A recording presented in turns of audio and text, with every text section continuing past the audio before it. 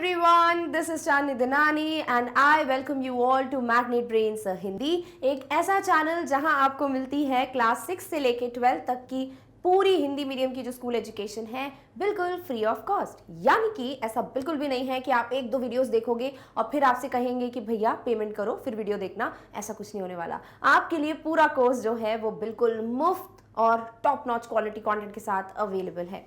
साथ ही साथ अगर आप इंग्लिश मीडियम से रिलेटेड कोई भी प्रेपरेशन करना चाहते हो, वो किंडरगार्टन से लेकर क्लास 12 तक की स्कूल एजुकेशन हो, वो एनटीएससी और ओलंपियाड जैसे एग्जाम्स की प्रेपरेशन हो, ताकि आप अपना नॉलेज जो है उसे और अच्छे से बढ़ा सकें, तो वो भी आप पढ़ सकते हो मैग्नेट ब्रेन्स चैनल से। अब अगर सारी ही चीजें आपके सामने एक प्रॉपर ऑर्डर में अरेंज्ड हो तो फिर मजा ही आ जाए, राइट? आप क्लिक करो और वीडियो प्ले होना स्टार्ट हो जाए। अब ये कहां से आप देख सकते हो? आप विजिट कीजिए वेबसाइट ऑफ मैग्नेट ब्रेन्स। अब वेबसाइट कैसे विजिट करना है, कैसे वीडियोस को एक्सेस करना है, वो सब बताऊंगी इन डिटेल, बट कब? इस वीडियो के अंत में। अभी हम फटाफट से बात कर लेते हैं आज के टॉपिक के बारे में। तो जैसे कि आप देख सकते हो, आज हम एक कविता का डिस्कशन करेंगे। आज हम एक पोएम पढ़ने वाले हैं जो कि आपके चैप्टर ग्लिम्पसेस ऑफ इंडिया का पार्ट है। ग्लिम्पसेस ऑफ इंडिया पढ़ लिया, राइट? 3 झलके देखी थी हमने, गोवा की बात की, हमने कुर्ग की बात की, हमने आसाम की बात की। अब इस ही चैप्टर में आपको एक बहुत प्यारी कविता दी है जो कि है ट्रीज यानी पेड़, और इसी का कंप्लीट चैप्टर रिवीजन या कंप्लीट पोएम रिवीजन कह लीजिए हम पढ़ने वाले हैं। क्लियर? ऑल राइट, चलिए सबसे पहले तो मैं बता दूं, बहुत सारे स्टैंजाज हैं, बहुत सारे छंद हैं इस कविता के, तो आपको ध्यान से सुनना है क्योंकि ये थोड़ी ना अजीब ही कविता है, क्योंकि हर किसी का ना एक अलग ही परसेप्शन है, हर किसी का अलग नजरिया है इस कविता को लेके। आज हम एक अलग नजरिया पढ़ लेते हैं, और आपको अगर कुछ भी ऐसा लगता है कि मुझे लगता है इस पोएम में शायद ये चीज होगी, तो आप वो मेंशन कर सकते हो। कहां पर? In the comment section down below. Clear? All right, चलो पहला स्टैंजा पढ़ते हैं। The trees inside are moving out into the forest that was empty all these days, where no bird could sit, no insect hide, no sun bury its feet in shadow. The forest that was empty all these nights will be full of trees by morning. अब यहाँ पर जो पोइटिस हैं Adrian rich, जो कवियत्री हैं, वो कहती हैं कि जो पेड़ घर के अंदर हैं वो बाहर जंगलों की तरफ भाग रहे हैं। घर के अंदर है और जंगल में पेड़ नहीं है, समझ रहे हो? तो ये जो है ना एक इमेजिनेशन है पोइट की, वो ये सोच रही है कि घर के अंदर बहुत सारे पेड़ हैं और वो पेड़ अब जंगल की तरफ भाग रहे हैं, एक ऐसा जंगल जो बहुत टाइम से खाली था। अब एक बात बताओ, जो हम कर रहे हैं ना ह्यूमन बीइंग्स, सारे पेड़ काट दे रहे हो, वहां पे बढ़िया एक से एक फ्लैट बन रहे हैं, तो रेस्टोरेंट बन रहे हैं, तो मॉल बन रहे हैं, तो भैया किधर ही होंगे पेड़, है ना? फिर घर में हम सजाएंगे बस गमलों को और बाहर जंगलों में पेड़ ही नहीं होंगे। तो वैसी सिचुएशन यहाँ पर ये जो पोइटिस है वो इमेजिन कर रही है कि घर में जो पेड़ हैं वो अब जंगल की तरफ भाग रहे हैं। तो उनका ये जो सोचना है वो डेफिनेटली एक इमेजिनेशन है, बिकॉज पेड़ चल नहीं सकते, right? Where no bird could sit, no insect hide. अभी बाहर पेड़ ही नहीं है जंगलों में, तो वहां पर कोई भी बर्ड बैठेगी कहाँ, है ना? बर्ड जो है वो पेड़ पे बैठती है, नेस्ट बनाती है, अपना घोंसला बनाती है, तो वहां पर बर्ड्स नहीं बैठ सकती। ऐसा जंगल जहां पर एक भी जो कीड़ा है, जो इंसेक्ट है, वो छुप नहीं सकता। अगर आप जानते हो तो कोई भी पेड़ के आसपास कितने कीड़े मकोड़े होते हैं ना, जो बिल्कुल छुप जाते हैं फिर बाहर निकलते हैं। तो अभी पेड़ ही नहीं है तो किधर छुपेंगे? नो सन बरी इट्स फीट इन शैडो। अभी क्या होता है, जब सन की रोशनी आती है, सन की रोशनी, सूरज की रोशनी आती है जब, तो वो ऐसा बोला गया है कि जैसे वो रोशनी जो है ना वो सूरज की पैर हैं, यानी फीट हैं, ठीक है? अभी वो पैर जो हैं वो अपनी शैडो के माध्यम से छुपा रहा है, क्योंकि जब वो पैर पेड़ पे वो जो शैडो गिरती है तो पूरी दिखती थोड़ी, वो छुप जाती है ना पेड़ों की वजह से। इतने बड़े पेड़ होते हैं तो वो शैडो बन जाती है, छाया बन जाती है। क्यों? क्योंकि सूरज की रोशनी छुप जाती है, करेक्ट? तो अभी वैसा कुछ नहीं हो रहा। The forest that was empty all these nights, एक ऐसा फॉरेस्ट, एक ऐसा जंगल जो पूरे टाइम से, ऑल दीज नाइट्स यानी कि हमेशा से खाली था, will be full of trees by morning. और आज रात तक वो खाली है, बट कल सुबह तक वो पूरी तरीके से पेड़ों से भर जाएगा, क्योंकि पेड़ जो घर के अंदर है वो बाहर जा रहे हैं। क्लियर? ऑल राइट, चलिए सबसे पहले हम बरी का मीनिंग सुनते हैं और फिर मैं आपको इसका पूरा एक्सप्लेनेशन दूंगी। ऑल्सो अगर ऐसा लग रहा है कि क्या था, मतलब कुछ समझ नहीं आया, तो आगे जाके पढ़ेंगे बाकी के स्टैंजास तो और क्लियर होगा, ठीक है? ऑल राइट, चलो। तो बरी का मीनिंग क्या होता है? बरी means covered so is not visible. ऐसे छुपा देना किसी चीज को, ऐसी छुप गई है कोई चीज जिस वजह से वो दिख नहीं रही, है ना? जिसे हम कहते हैं गाड़ा हुआ। गाड़ा हुआ मीन्स यानी सॉर्ट ऑफ डिग करना, गड्ढा खोदना, फिर उसमें कोई चीज आप छुपा दोगे तो आप बरी कर रहे हो। क्लियर? ऑल राइट, चलो। पोइट हैं एड्रियान रिच, पोइटस हैं एड्रियान रिच, ऐसा बोल लेना चाहिए. इन these lines the poet has used her imagination by saying that the trees are moving but actually the trees are not moving. अभी यहाँ पर इन लाइन्स में पोइटस ने अपना इमेजिनेशन, अपनी कल्पना यूज की है और वो बोल रही है कि पेड़ बाहर की तरफ मूव कर रहे हैं, बल्कि पेड़ मूव कर ही नहीं सकते. तो ये पक्का एक इमेजिनेशन है. सो द कवियत्री इज एड्रियान रिच. ठीक है, कवियत्री कौन है? Adrian rich. इन पंक्तियों में कवियत्री ने अपनी कल्पना का प्रयोग किया है, अपनी इमेजिनेशन को यूज किया है. वे कहती हैं कि वृक्ष तो चल रहे हैं पर वास्तव में वृक्ष चलते ही नहीं है. तो जब वृक्ष चलते ही नहीं है तो अगर ऐसा सोच रहे हो तो डेफिनेटली वो आपकी इमेजिनेशन है. Clear? Alright. The poetess says that the trees in her house are moving outside into the forest which was empty for a long time. तो poetess कह रही है कि उनके घर में जो पेड़ हैं वो जंगल की तरफ जा रहे हैं भागकर, जो जंगल बहुत टाइम से खाली था. These trees are cut from the forest and kept into the houses for creating a false impression of nature of her decoration. कई घरों में आपने देखा होगा तो बिल्कुल बढ़िया से ऐसे बंगले वंगले बने होते हैं ना, वहां पर उनको बहुत ज्यादा सजाने के लिए क्या करते हैं, जो आर्टिफिशियल कहते हैं ना ऑर्नामेंटल प्लांट्स, वाह क्या नाम है, ऑर्नामेंटल प्लांट्स यानी डेकोरेशन के लिए जो रखे जाते हैं, ऐसे कुछ पेड़ पौधे घर में लाके रख देते हैं. ठीक है, अभी उनकी जगह है बाहर जंगल में, वो पेड़ काट देते हो और घर में ले आते हो. तो ये चीज ना पोएटस को बहुत बुरी लग रही है. तो शी इज लाइक कि जो आप घर पे लाके रखे हो ना तो डेकोरेशन वगैरह के लिए एक फॉल्स इंप्रेशन दे रहे हो, जो वही प्लांट्स अब घर के बाहर जाना चाहते हैं क्योंकि उनको अपनी सही जगह पे जाना है, उनको अपनी फ्रीडम जो है वो चाहिए. क्लियर? ऑलराइट. कवियत्री का कहना है कि उनके घर के पेड़ बाहर जंगल में जा रहे हैं जो लंबे समय से खाली था. इन पेड़ों को जंगलों से काटकर घरों में प्रकृति की झूठी छाप बनाने या सजावट के लिए रखा जाता है और इसीलिए अब वो बाहर की तरफ भाग रहे हैं. As the forests were empty, so no birds could sit on the branches of the trees, no insect could hide themselves in the trees, and the sunlight could not be covered by the shadow of the trees. ध्यान से सुनो क्या दिया है. क्योंकि ये forest empty है, खाली है, no birds could sit on the branches of the trees. अभी पेड़ ही नहीं है तो कोई भी जो पक्षी है वो नहीं बैठ पा रहा है किस पे, किसी भी पेड़ की शाखा पे. No insect could hide themselves in the trees. अभी पेड़ ही नहीं है तो जो इंसेक्ट्स हैं, कीड़े मकोड़े हैं, वो खुद को छुपा नहीं पा रहे हैं. And the sunlight could not be covered by the shadows of the trees. अभी जो सूरज की रोशनी है वो डायरेक्ट पड़ रही है, अब वो छुप नहीं जा रही क्योंकि उनको छुपाने वाले जो पेड़ हैं, जो पेड़ की छाया है वो तो है ही नहीं. तो ये पूरी कंडीशन दिख रही है, यानी जो होना चाहिए वो नहीं हो पा रहा है बिकॉज आपने सारे पेड़ कट कर दिए. क्लियर? ऑलराइट. क्योंकि जंगल खाली थे इसलिए पेड़ों की शाखाओं पर कोई पक्षी नहीं बैठ सकता था, कोई कीट पेड़ों में छिप नहीं सकता था और सूरज की रोशनी पेड़ों की छाया से ढकी नहीं जा सकती थी. तो ये सारी चीजें क्यों नहीं हो रही हैं? क्योंकि trees are absent. Clear? Alright.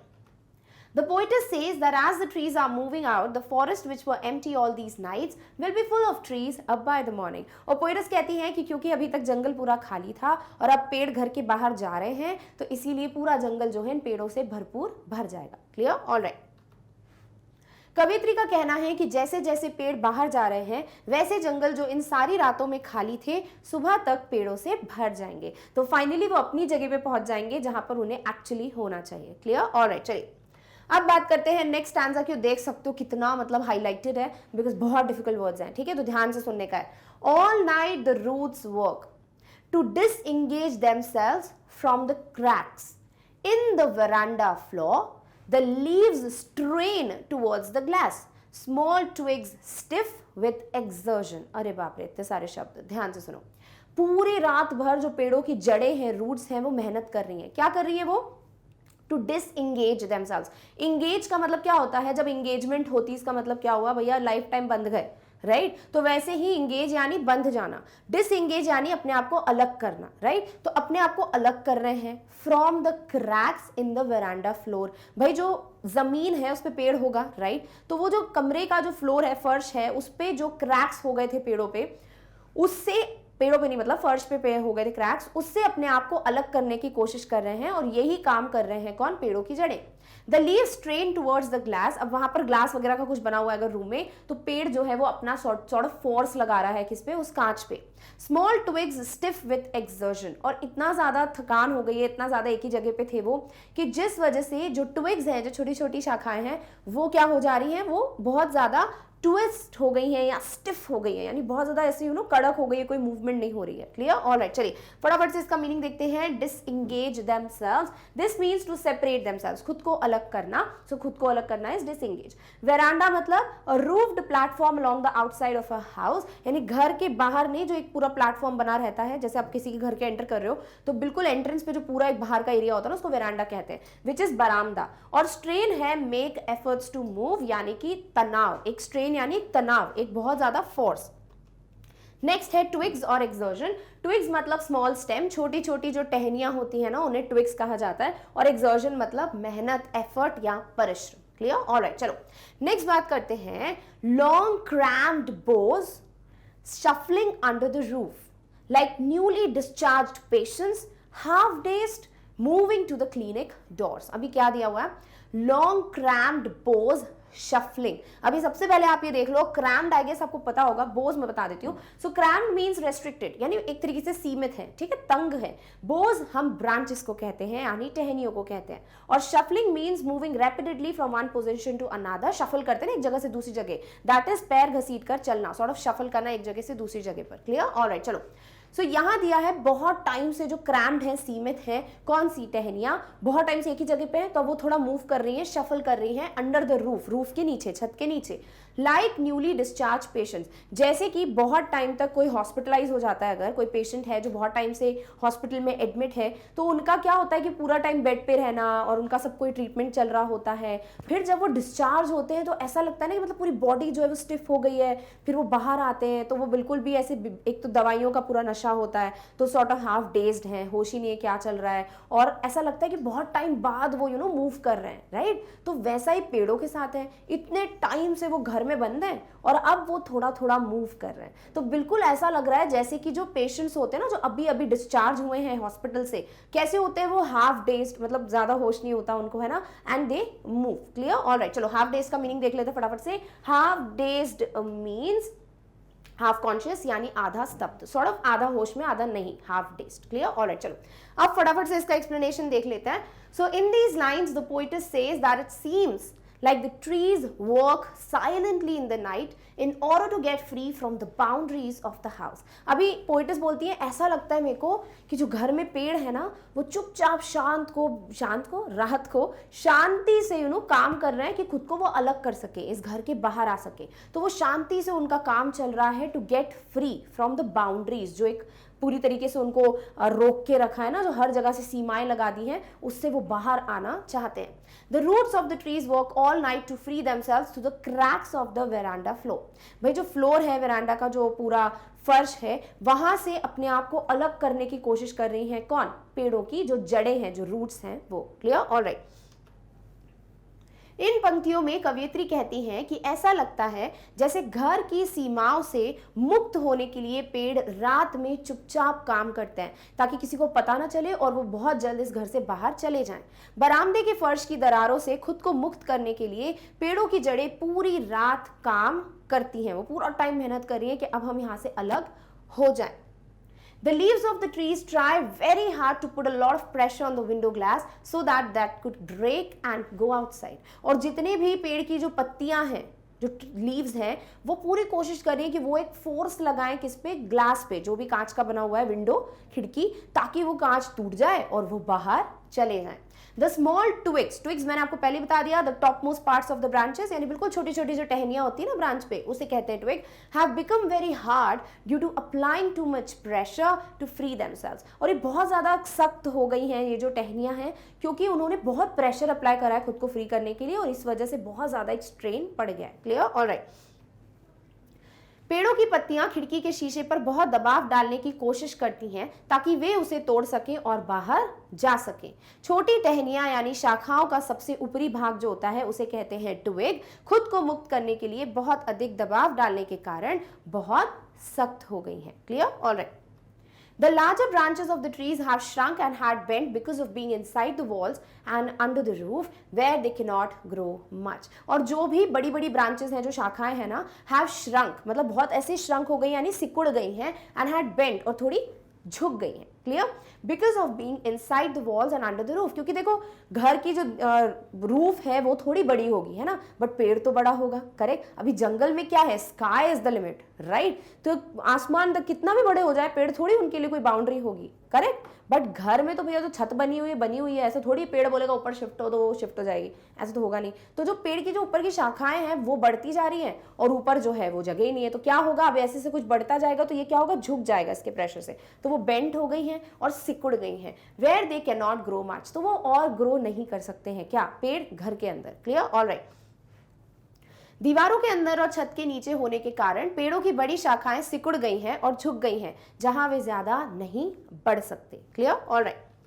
They try to move outside slowly from there and look like newly discharged patients from a clinic who are half shocked on coming out of with the outside world. तो definitely ऐसा लगता है कि ये जो है बाहर जाना चाहते हैं and they are half dazed, कि मतलब बहुत टाइम से बाहर गए नहीं है, तो ये थोड़ा होश में है, थोड़ा नहीं है, थोड़ा शॉक्ड है, थोड़ा नहीं है, क्योंकि बहुत टाइम बाद जैसे पेशेंट्स हॉस्पिटल से जब डिस्चार्ज होते हैं तो उनकी कंडीशन ऐसी होती है ना कि कितने दिनों बाद बाहर का दिखने को मिल रहा है, पूरा नज़ारा, सो दैट इज समथिंग जो पेड़ों की भी कंडीशन है, clear, alright.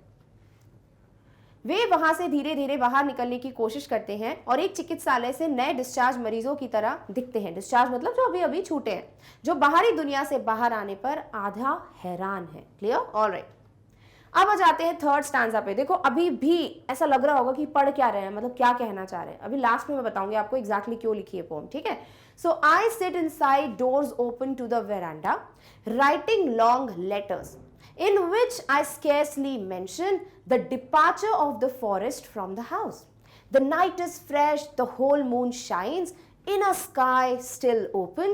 The smell of leaves and lichen still reaches like a voice into the rooms. अब यहाँ I मतलब the poetess Adrienne Rich, वो कहती है कि मैं अपने घर में बैठी हुई हूँ और मैंने क्या किया है, जो वेरांडा की तरफ दरवाजा है वो खोल कर रखा है, राइटिंग लॉन्ग लेटर्स, और मैं बहुत बड़े बड़े पत्र लिख रही हूँ। क्या लिख रही हूँ मैं, I scarcely mention the departure of the forest from the house, और जिसमें मैं थोड़ा बहुत मेंशन कर रही हूँ किस बारे में, कि जो जंगल मेरे घर में है, जो पेड़ है वो मेरे घर से डिपार्ट हो रहा है, जैसे ट्रेन डिपार्चर होता है, इसका मतलब ट्रेन स्टेशन को छोड़ के कब जाएगी, है ना, तो कहीं से भी जब आप जा रहे होते हो तो आप डिपार्ट करते हो और कहीं पहुंचते हो तो अराइव करते हो, है ना, तो डिपार्चर मतलब घर से जा रहे हैं पेड़।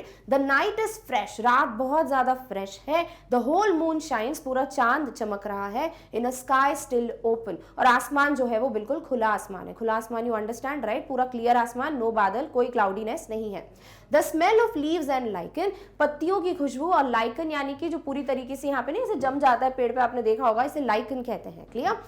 Still reaches like a voice into the rooms, और ऐसा लगता है कि ये खुशबू जो है ना एक आवाज की तरह कमरे में गूंज रही है, क्लियर, ऑलराइट। चलो लाइकन का मतलब देख लेते हैं। लाइकन मीन्स क्रस्टी पैचेस और बुशी ग्रोथ ऑन ट्री ट्रंक्स, जो पेड़ के पूरे इतनी बड़ी ब्रांच होती है, ट्रंक होता है, उस पे बहुत ज्यादा ऐसे बुशी बुशी ऐसे बिल्कुल घास टाइप की ग्रोथ हो जाती है, या क्रस्टी पैचेस, ऐसा लगता है बिल्कुल ऐसे पापड़ टाइप के पैच बन जाते हैं ग्रीन कलर के, उसे कहते हो आप lichen. Bare ground form by association of fungus and alga, और अगर बहुत ज्यादा साइंस में जाना है तो जब आप 6th या 7th में आप पढ़ते हो एल्गे और फंगस के बारे में, राइट, तो वो दोनों जो है उनका एक पूरा क्या बोलूं एक साथ आ जाते हैं वो, और उसे हम लाइकन कहते हैं, सॉर्ट ऑफ एक एसोसिएशन होता है, एक दूसरे की मदद करते हैं उसमें। So that is what is काई जम जाना ऑन द पेड़ is what is lichen, clear, alright. चलो, the speaker, who could be the poetess herself, sits in her house. The doors of her house open to the veranda, and the poetess is writing long letters in which she hardly mentions the departure of trees from the house. अभी यहाँ कह रहे हैं कि भाई जो भी speaker है शायद वो पोइटस ही है, अभी तो हम यही लेंगे कि कवित्री बोल रही है, क्योंकि उनने लिखा तो आए मतलब क्या, वो खुद, राइट।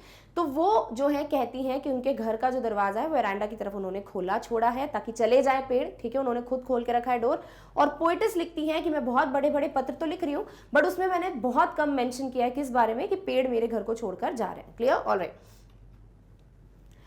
वक्ता यानी कि स्पीकर, जो स्वयं कवियत्री हो सकती हैं, अपने घर में बैठी हुई हैं। उनके घर के दरवाजे बरामदे की ओर खुलते हैं और कवियत्री लंबे चौड़े पत्र लिख रही हैं जिसमें वे शायद ही घर से पेड़ों के जाने का जिक्र करती है, क्लियर, ऑलराइट।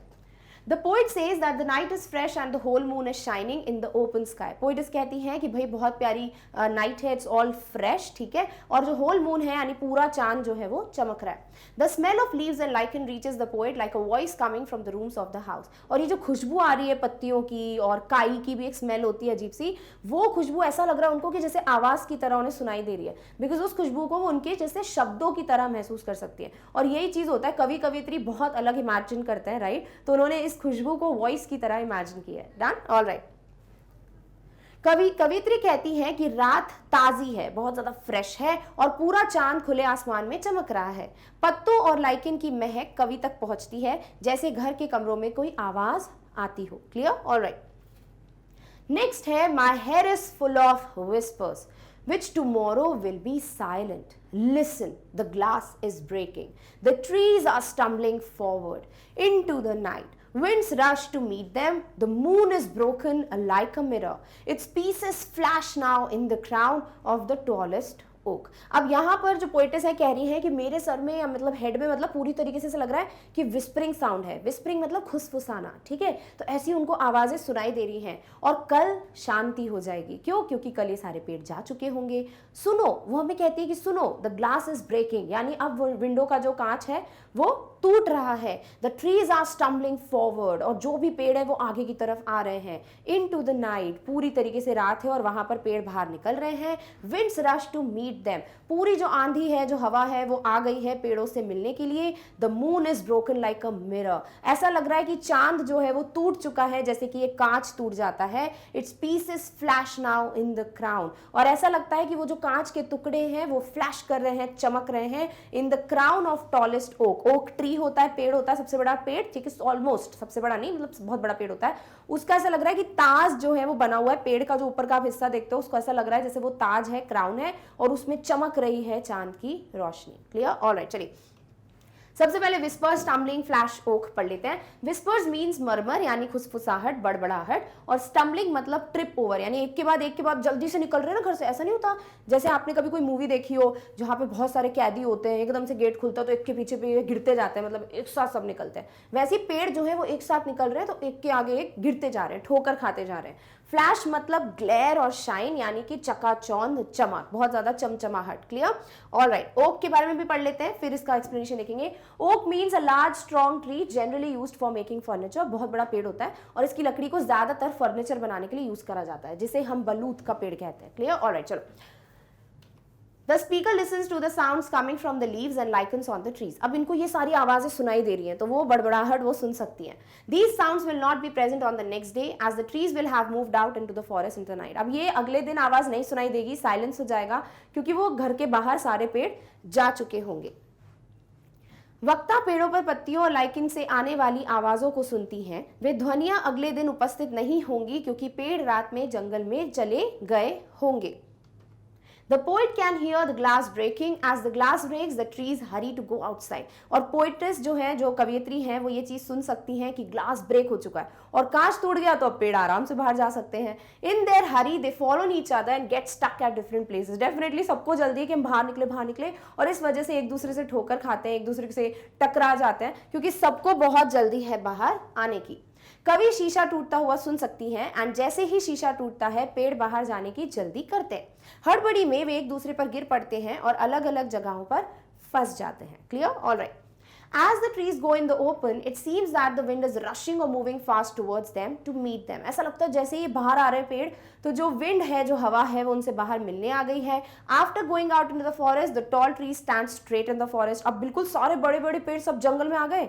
इतने बड़े पेड़ हैं कि ऐसा लगेगा कि चांद भी क्या हो गया, पीसेस में हो गया। अभी पता है ये चीज क्या बोल रहे हैं? शायद मैं पीछे जाती हूँ, मैंने शायद वो इमेज आपको समझाई नहीं। Let's just see. हाँ, ये देखो, जैसे अभी बहुत बड़े पेड़ होते हैं ना, तो आपको कैसा दिखेगा कि ये चांद जो है वो ब्रांचेस से छुप गया है। तो यहाँ पोइट्रेस ने ऐसा बोला है जैसे कि ये टुकड़े टुकड़े हो गया हो, जितना पोर्शन नहीं दिख रहा है वो क्या हो गया, क्रैक आ गया है। और इसको उन्होंने बोला है कि चांद टूट गया है। ऐसे थोड़ी चांद टूट जाएगा, राइट? तो ये इनका इमेजिनेशन है। इस तरीके से ये देखो कि जैसे जैसे छोटे छोटे पीसेस हो गए और वहीं से बस रोशनी जो है वो दिखाई दे रही है। Clear, alright. चलिए, तो हम कहाँ थे? Yes, alright. नेक्स्ट यहाँ पर, हाँ राइट, सो यहाँ ये जो बोला है ना कि जैसे जैसे बाहर चले गए तो पूरे बड़े बड़े पेड़ जंगल में खड़े हो गए, तो ऐसा लगता है चांद टूट गया है।